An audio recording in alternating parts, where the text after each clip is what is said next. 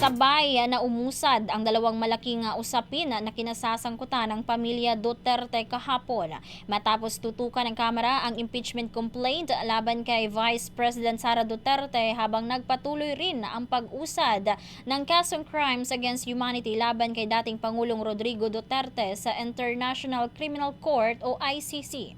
Sa pagdinig ng House Committee on Justice, tinalakay ang mga aligasyon ng umano'y hindi maipaliwanag na yaman ng Vice Presidente at kakulangan sa tamang pagdedeklara ng kanyang Statement of Assets, Liabilities and Net Worth o SALN. Isinumiti ng Office of the Ombudsman sa komite ang kopya ng SALN ni Vice President Sara Duterte mula noong taong 2007 hanggang 2024 at kinumpirma ng isang opisyal ng Ombudsman ang pagiging totoo ng mga nakasaad dito. Lumabas din sa pagdinig ang ulat na tumaas ng mahigit 1,000% ang net worth ng Vice Presidente mula 2007 hanggang 2004 na mula sa 7.2 milyong peso ay umabot sa 88.51 milyong peso. Napansin din ng mga miyembro ng komite na mula sa 2019 ay hindi na umano nagdeklara pa si Vice President Sara ng cash on hand sa kanyang SALN kahit patuloy ang pagtaas ng kanyang yaman. Ayon sa Anti-Money Laundering Council o AMLC, natukoy ang 630 covered transactions sa 33 suspicious transactions na may kabuuang halagang umabot sa 6.77 bilyong peso na kinasasangkutan umano ni Vice President Sara Duterte at kanyang pamilya.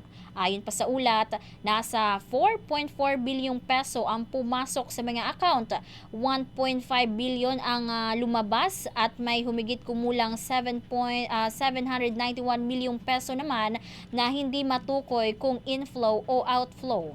Kinumpirma rin ng AMLC na ang mga transaksiyong sinuri ng ilang mambabatas ay tumugma sa kanilang records na nagpatibay sa mga naunang ulat tungkol sa mga financial movement na konektado sa pamilyang Duterte.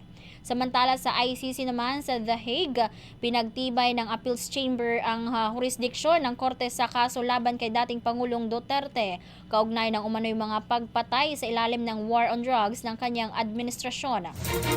Tinanggihan ng korte ang apela ng kampo ng dating Pangulo dahilan para magpatuloy ang paglilitis.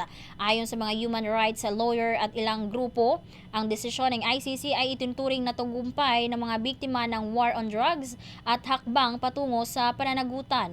Sinabi rin ng Makabayan Bloc na ang sabay na pag-usad ng mga isyu laban sa mag-amang Duterte ay indikasyon na papalapit na ang paniningil ng batas at ng publiko. Habang patuloy ang mga investigasyon at paglilitis, nananatiling bukas ang epekto nito sa posisyon at planong pampolitika ng mga Duterte sa hinaharap.